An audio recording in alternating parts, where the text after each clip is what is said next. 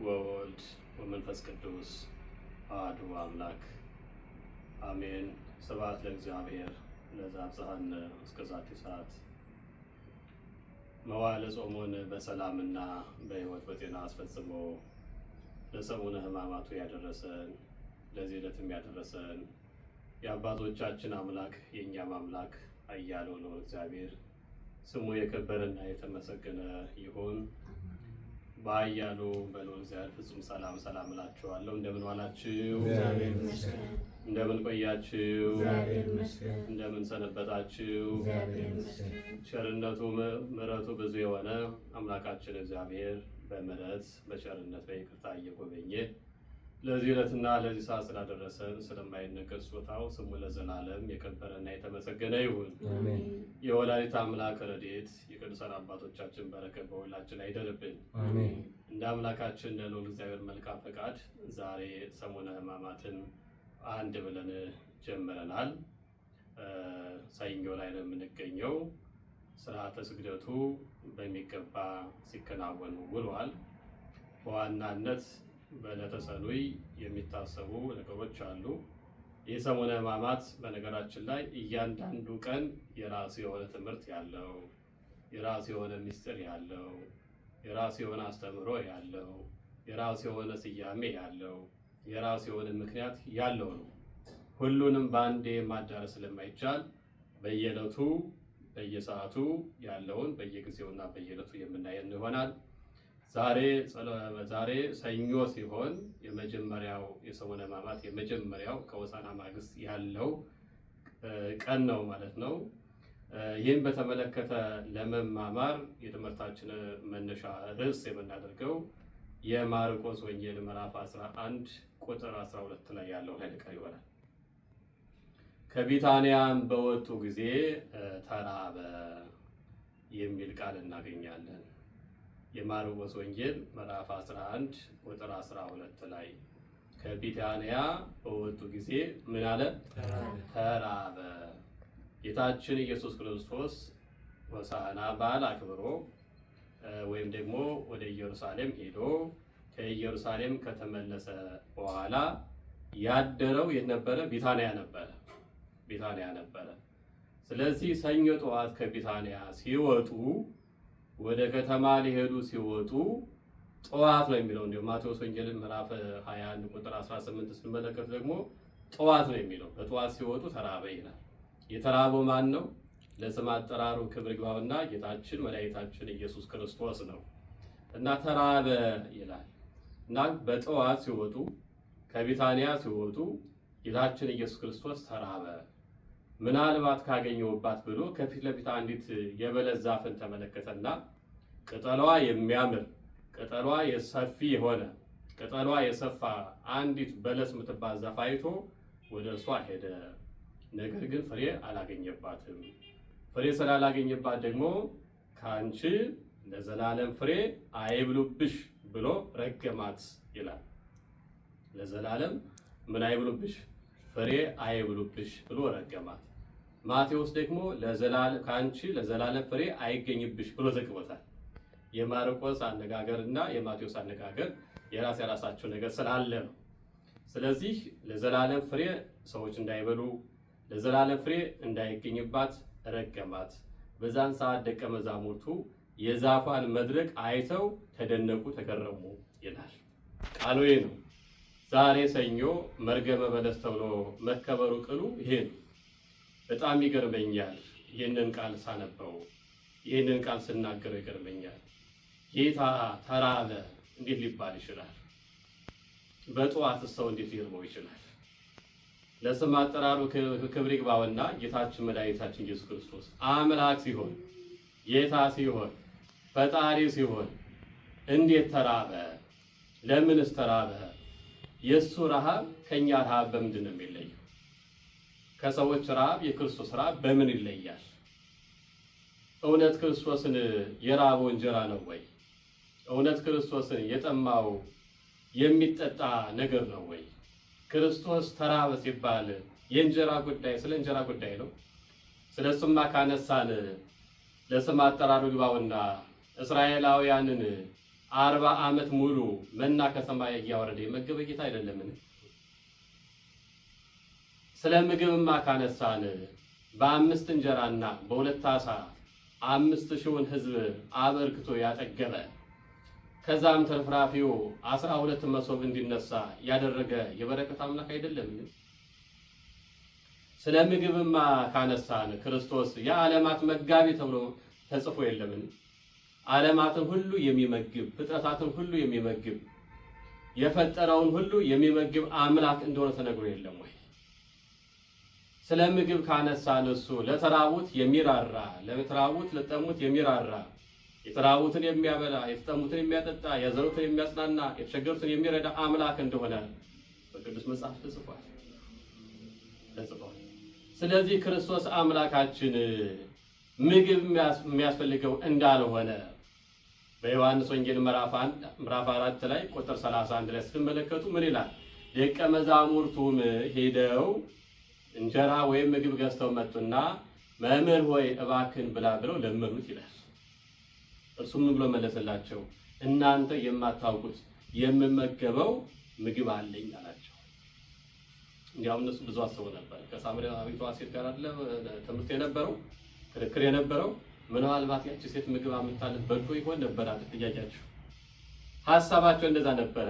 የክርስቶስ ምላሹ ግን ምንድን ነው የነበረው? ያቺ ሴት አምጥታለት በልቶም አይደለም፣ እነሱ ገዝተው ያመጡት ምግብ መብላትም ስላልፈለገም አይደለም፣ ንቋቸውም አይደለም፣ አያስፈልግም ብሎ አይደለም። የእርሱ የክርስቶስ ምግቡ እኛ የምንፈልገው አይነት ምግብ አይደለም። ለኛ የሚያስፈልገን አይነት ምግብ አይደለም። እኛ የምንበላው አይነት ምግብ አይደለም። ክርስቶስ በማዕድ ተቀመጠ፣ ክርስቶስ በግብዣ ተቀመጠ ተብሎ ተጽፏል አይደለም? በቅዱስ ወንጌል በላ ሲል ግን አይታችኋል? በላ ተብሎ ግን ተጽፏል የለም። ስለዚህ ክርስቶስ ምንድነው ለደቀ መዛሙርት የመለሰላቸው? በኋላ እኔ የምመገበው ምግብ የኔ ምግብ ያለ የአባቴን ፈቃድ መፈጸም ነው። የማን ፈቃድ መፈጸም? የአባቴን ፈቃድ። የአባቱ የእግዚአብሔር ፈቃዱ ደግሞ ምንድነው? ዓለም ሁሉ እንዲድን እግዚአብሔር ዓለሙን ስለወደደው አንድ ልጁ ምን ብሏታል? ሰጥቷል። ተቀዳሚውን ተከታይ የሌለውን ልጁን ዓለምን እንዲሁ ስለወደደ ብቻ ይሙት ይሰቀል ዓለምን ያድን ብሎ ሰጥቷል። የእግዚአብሔር ፈቃድ ይሄ ነው። የእግዚአብሔር ፈቃድ፣ የእግዚአብሔር ወልድ ፈቃድ፣ የእግዚአብሔር መንፈስ ቅዱስ ፈቃድ ይሄ ነው። ስለዚህ ክርስቶስ ተራበ ሲባል ተጠማ ሲባል ስንመለከት እውነት አምላክ ይራባል ወይ? እውነት ፈጣሪ ይራባል ወይ የሚለው ጥያቄ ሊመጣብን ይችላል። የክርስቶስ ረሃብ ስጋ ስለለበሰ ወይም ስለተዋሃደ ወይም ደግሞ ሰው ስለሆነ የሚራብ ስጋ የሚጠማ ስጋ የሚደክም ስጋ የተዋሃደ መሆኑን የእኛን ደካማ ስጋችንን የተዋሃደ መሆኑን ለማጠየቅ ነው። ባህሪያችንን እንደነሳ ለመግለጽ ነው። ደግሞም የክርስቶስ ረሃብና የእኛ ረሃብ ይለያያል። ምን ይላል አልኳችሁ?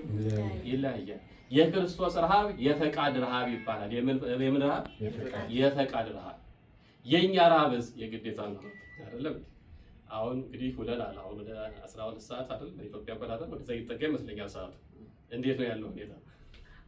የሚታወቅ ነው አይደለም? ሁሉም ይሄንን የምትከታተሉ ታውቁታላችሁ።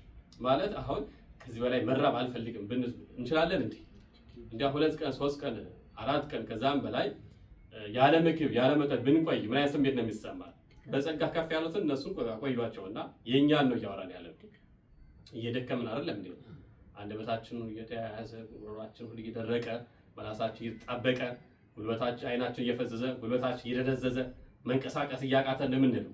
ስለዚህ የፈቃድ ረሃብ አይደለም እኛ የምንራበው አይደል? ግዴታ ነው። ይሄ ከአራቱ ባህሪያተ ሥጋ የተፈጠረ የሚራበው ረሃብ ማለት ነው። የግዴታ ረሃብ ነው ይሄ። የክርስቶስ ረሃብ ግን ከኛ ረሃብ የተለየ ነው። የፈቃድ ረሃብ እሱስ ፈቃድ የሚሆን ማለት ነው። ለምን? ክርስቶስ በእሱ ፈቃድ ምን ሆነ? ሰው ሆነ። በእርሱ ፈቃድ ከሰማይ ወረደ፣ ከድንግል ማርያም ተወለደ። በእርሱ ፈቃድ ምን ሆነ? ተራበ። በእርሱ ፈቃድ ምን ሆነ? ተጠማ። በእርሱ ፈቃድ ምን ሆነ? ተያዘ። በእርሱ ፈቃድ ምን ሆነ? ታመመ። በእርሱ ፈቃድ ምን ሆነ? ተሰቀለ። በእርሱ ፈቃድ ምን ሆነ? ሞተ። በእርሱ ፈቃድ ምን ሆነ? ተነሳ። በእርሱ ፈቃድ። ስለዚህ ረሃቡም የፈቃድ ረሃብ ነው ለማለት ፈልጌ ነው። ምናልባት አንዳንዴ እንዴት አምላክ ይራባል የሚለው ነገር ጥያቄ እንዳይሆንብን ከማሰብ የተነሳ ነው። ስለዚህ የጌታ ረሃብ የክርስቶስ ረሃብ የፈቃድ ረሃብ ይባላል። ለምን? ደካማውን ስጋችንን እንደነሳ እንደተዋሃደ ፍጹም ሰው መሆኑን ለማጠየቅ ነው። ለስም አጠራሩ ክብር ምስጋና ለአምላካችን ለእግዚአብሔር ይሁን። አሜን። እናም ወደ በለሲቷ ሄደ። በለሷ ግን ምን አላስገኘችም? ፍሬ አላስገኘችም። ነገር ግን ቅጠሏ ምን ነበረ? በጣም የሚያምር በጣም ሰፋ ያለ ልዩ የሆነ የሚያስጎመጅ ይችማ ፍሬ ይኖራታል፣ ፍሬ ታስገኛለች ተብላ የምትጠበቅ ለዓይን የምታስጎመጅ ሰዎች እንዲጎበኟት የምታደርግ ሰዎች ተስፋ እንዳያደርጓት የምታደርግ ዛፍ ነበረች ያች ዛፍ።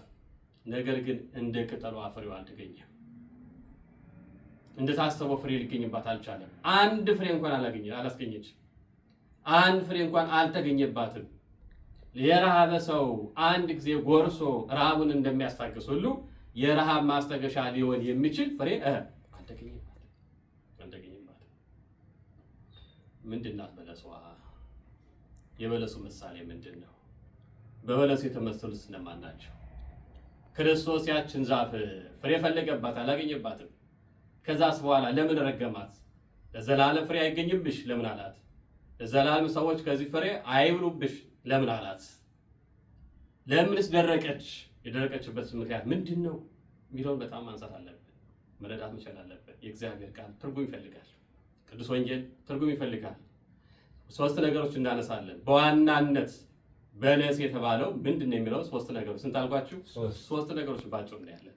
አንደኛ በለስ የተባለው ወይም በለስ የተባለችዋ ቤተ እስራኤል ናት። ምንድን ናት አልኳችሁ? ቤተ እስራኤል፣ እስራኤላውያን ናቸው ባጭሩ። እስራኤላውያን በለስ ዘይቤ ቤተ እስራኤልም ሞንቱ በለስ ያላቸው በለስ ያለው እስራኤልን ነው፣ የእስራኤልን ቤት ነው፣ ዕብራውያንን የእስራኤል ልጆች ነው በለስ ያላቸው። እና ምን ተገኘባቸው?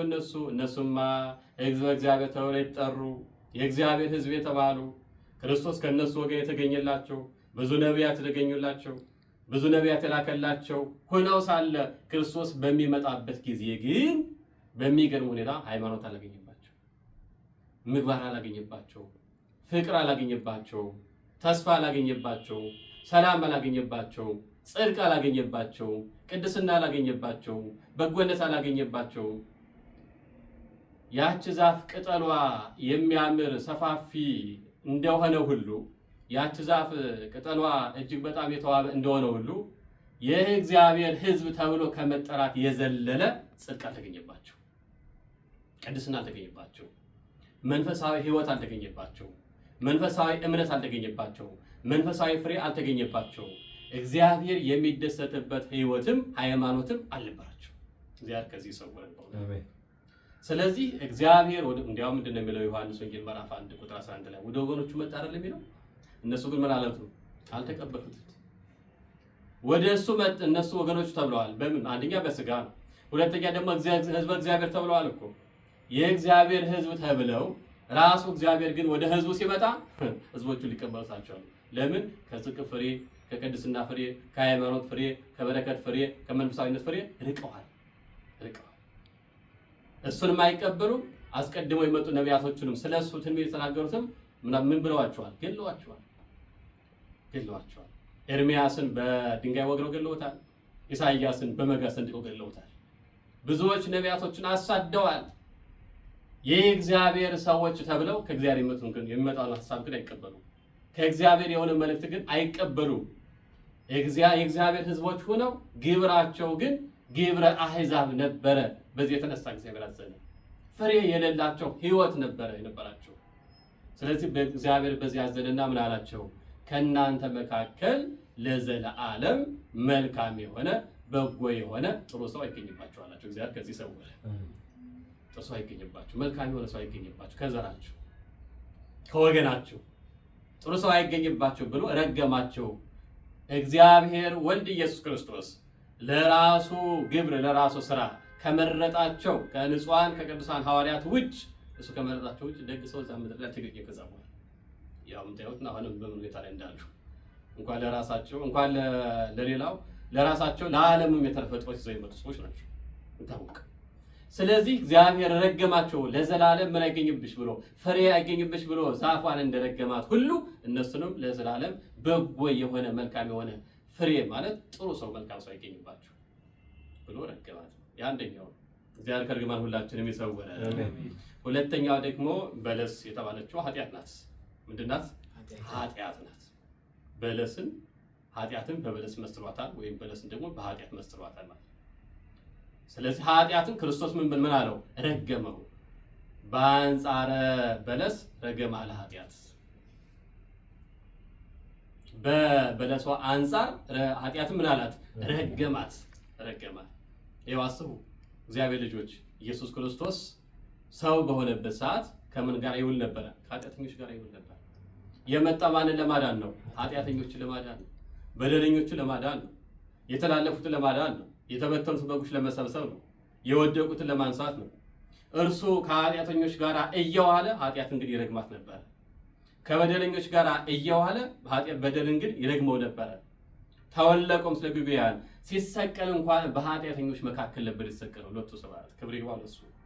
ሲሰቀል እንኳን በምድር ላይ እያስተማረ በነበረበት ሰዓት ከነ ዘኬዎስ ጋራ ከነ ማቴዎስ ጋራ ከሌሎች ኃጢአተኞች ቀራጮች ጋራ ነበር አይደል የሚሆነው። አምተውት ነበር አይሁዳው። እንዲያው ከኃጢአተኞች ጋር ይስማማል ከቀራጮች ጋር ይውላል ብለው ማለት ነው። ሲሰቀልም በወንበሮች መካከል ሊሰቀለው ኃጢአተኞችን ለማዳን የመጣ ስለሆነ ክርስቶስ። ስለዚህ ክርስቶስ ኃጢአትን የሚጠላ ኃጢአተኞችን ግን የሚወድ ጌታ ነው። ምንም እንኳን ኃጢአተኞች ብንሆን ኃጢአታችንን ትተን ወደ እሱ ከተመለስ እጆቹ ዘርግቶ የሚቀበል አምላክ ነው።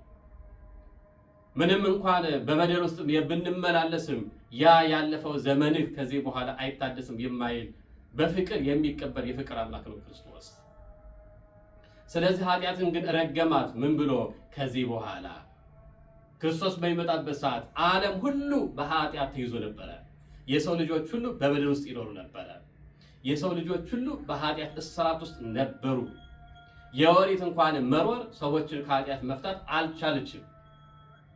ስለዚህ በሰው ልጆች ሁሉ ምን ሰልጥኗል? ኃጢአት፣ በደል ሰልጥኗል፣ ክፋት ሰልጥኗል፣ ጣዖት ማምለክ ሰልጥኗል፣ መገዳደል ሰልጥኗል፣ ርኩሰት ሰልጥኗል፣ ክፋት ሰልጥኗል፣ በደለኝነት ሰልጥኗል።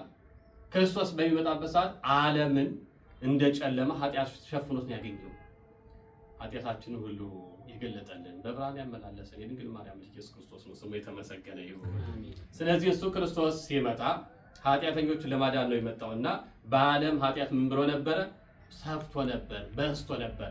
የበለስ ቅጠሏ ሰፊ እንደሆነ የሰው ልጅ ሁሉ ኃጢአቱ ሰፍቶ ነበረ፣ በስቶ ነበረ ነው በስቶ ነበር። እና ምን ብሎ ረገማት ኃጢአትን? ከዚህ በኋላ ከፍሬሽ ማንም ለዘላለም አይብላ ማለት ከዚህ በኋላ በአንድ ኃጢአት ተሰነካክሎ ሰው አይውደቅ። በበደል ሰው ተሰነካክሎ አይውደቅ። በኃጢአት በበደል ወጥመድ ውስጥ አይውደቅ። አንቺ በኃጢአት የተነሳ ሰዎችን የምትሽ አትሁኝ፣ ሰው ወዶ እና ፈቅዶ ካልሆነ በቀር የአዳም ኃጢአት የአዳም በደል በዛ በአዳምና በሔዋን በደል ሰዎች የሚጠየቁ አይሆኑ ብሎ ከኃጢአት እስራት እኛን ፈታን። ስሙ ለዘላለም የተመሰገነ ይሁን። ስለዚህ በለስ ረገማ ስንል ኃጢአት ረገማ ማለት ይችላል። ያቺ ዛፍ ደረቀች፣ ስትረገምና ደረቀች ማለት ኃጢአት ከምድር ላይ ተወገደ ማለት ነው። በደል ከምድር ላይ ተወገደ ማለት ነው። በእናትና በአባት ኃጢአት መጠየቅ ቀረ ማለት ነው። ሰው በራሱ ኃጢአት ሊጠይቅ ይችላል እንጂ በወላጆቹ ኃጢአት ሊጠይቅ በፊትስ የነበረው ምንድን ነው? በቃ በአንድ ሰው ምክንያት ኃጢአት ወደ ዓለም ገባ አይደለም የሚለው መጽሐፍ ሮሜ ምዕራፍ 5 ላይ በአንድ ሰው ምክንያት ኃጢአት ወደ ምን ገባ? ወደ ዓለም። በኃጢአት ደግሞ ምን መጣ? ሞት መጣ ነው የሚለው። የአንድ ሰው ኃጢአት ዓለምን ሁሉ ገሏል። የሰው ልጆች ሁሉ ገሏል።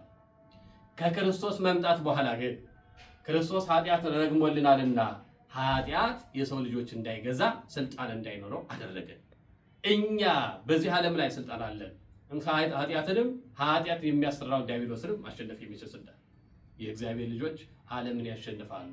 የምናሸንፈው በእምነታችን ነው ይላል ሐዋርያው ቅዱስ ዮሐንስ በመልእክቱ።